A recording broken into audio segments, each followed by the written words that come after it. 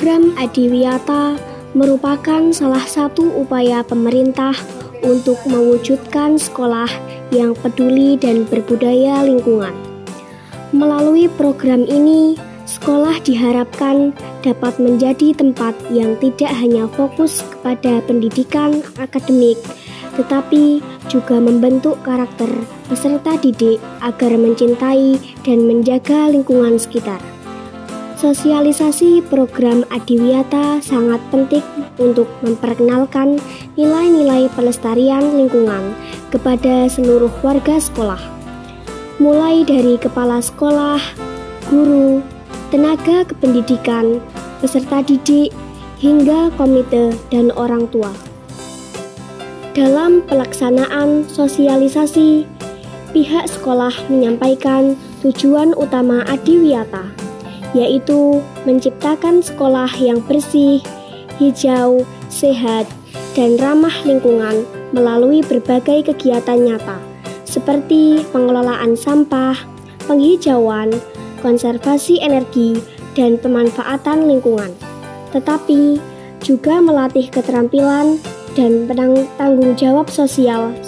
Dalam pelaksanaan sosialisasi, pihak sekolah menyampaikan tujuan utama Adiwiyata, yaitu menciptakan sekolah yang bersih, hijau, sehat, dan ramah lingkungan melalui berbagai kegiatan nyata, seperti pengelolaan sampah, penghijauan, konservasi energi, dan pemanfaatan limbah daur ulang.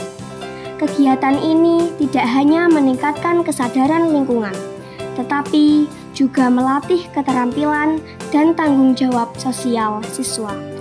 Melalui pendekatan partisipasif dan berkelanjutan, seluruh komponen sekolah diajak berperan aktif dalam mendukung keberhasilan program Adiwiyata. Sosialisasi ini dilakukan secara bertahap dan menyeluruh, baik melalui rapat sekolah, presentasi kepada siswa, kampanye lingkungan, maupun penyusunan program kerja sekolah berbasis lingkungan. Harapannya, sekolah mampu membangun budaya sadar lingkungan yang melekat dalam setiap kegiatan pembelajaran dan aktivitas harian warga sekolah.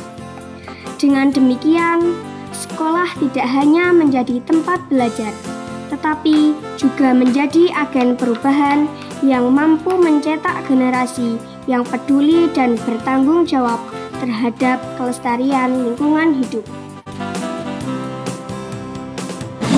Adik-adik tahu sampah enggak? Tahu. Kira-kira menurut adik-adik sampah itu apa? Kotoran ya? Nah, kotoran itu biasanya dibuang dan digunakan ya? Coba bayangkan daun. Nah, adik-adik tahu daun kan? Tahu. Nah, daun itu termasuk contoh sampah apa? Iya, kotoran. Tapi daun itu termasuk sampah organik yang artinya mudah terurai. Sedangkan adik-adik tahu sampah plastik? Tahu. Nah, sampah plastik itu termasuk dalam sampah apa? Coba, ayo. Adik tahu enggak? Tahu enggak? Sampah apa? Sampah apa? Iya, sampah.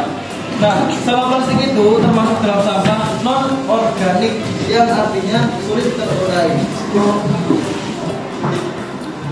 Nah, pada kesempatan kali ini kami akan menjelaskan tentang pengertian sampah organik dan non-organik. Pertama-tama yaitu sampah organik. Sampah organik ialah sampah yang mudah terurai. Contohnya seperti daun, ranting, dan lain-lain sebagainya. Sedangkan sampah non-organik ialah sampah yang sulit terurai secara alami. Contohnya botol kaca, plastik, kertas, dan lain sebagainya. Nah, adik-adik tahu nggak? Di lingkungan kita ini banyak banget sampah. Tahu nggak? Nah, kira-kira gimana ya caranya kita supaya bisa mengurangi sampah yang ada di lingkungan kita? Iya. Ya, terus diapain lagi? Sampah nggak bisa. Sampah di luar gitu loh. Sapu ya, boleh. Apa lagi? Ya, diambil. Nah, bisa juga menggunakan prinsip 3R. Ada yang tahu 3R itu apa? Tahu. R yang pertama, reduce, yang artinya mengurangi. R yang kedua, reuse, yang artinya menggunakan kembali. Dan R yang ketiga, recycle, yang artinya mendaur ulang. Gini. Adik-adik tahu tumbler? Tahu. Nah, ini juga termasuk contoh dari reduce, yang artinya mengurangi segala kegiatan yang dapat menimbulkan sampah. Karena tumbler dapat digunakan untuk berkali-kali. Sekarang reuse. Reuse adalah menggunakan kembali sampah secara langsung dengan fungsi yang sama maupun fungsi yang berbeda. Contohnya, menggunakan kembali botol plastik bekas untuk kerajinan tangan. Sekarang R yang ketiga. R yang ketiga tadi apa? Tadi apa? Ayo R yang ketiga. Recycle. Apa sih pengertian dari recycle itu? Ada yang tahu? Nah, recycle itu daur ulang, yang artinya mendaur ulang sampah lama menjadi barang baru.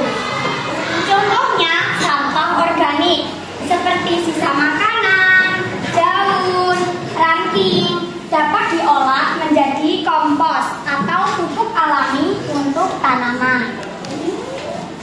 Nah, sekian penjelasan dari kami. Jika ada yang masih bingung dan ingin ditanyakan, silahkan. Apakah ada yang masih bingung dengan materi yang disampaikan? Sudah paham semuanya? Sudah paham semuanya?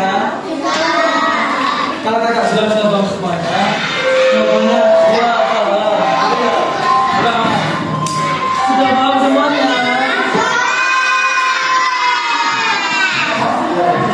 Sekian dari kata kita. Kami akhiri apabila kami akhiri dengan ucapan salam. Wassalamualaikum.